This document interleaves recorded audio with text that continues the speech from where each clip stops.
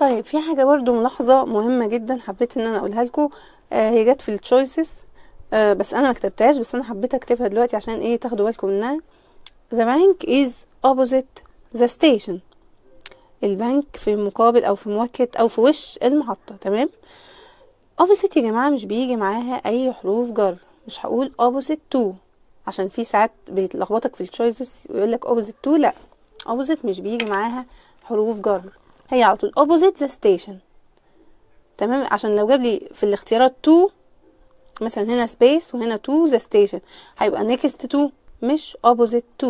تمام. يبقى opposite بتيجي من غير حروف جر. ماشي. عندنا برضو استخدام لتيكس حبيتكم ان انتوا تعرفوه. take بمعنى يأخذ. ماشي. ممكن برضو take الفيرب ده يجي بمعنى يستغرق او ياخد وقت قد كده. The journey takes 4 hours by metro.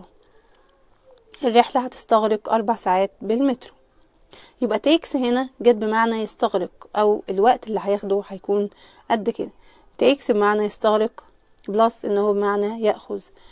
طيب كلمة stop بمعنى توقف او يتوقف. تمام.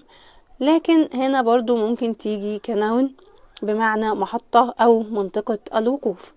زي مثلا how many stops are there by metro. كم عدد المحطات او المناطق اللي بيقف فيها المترو.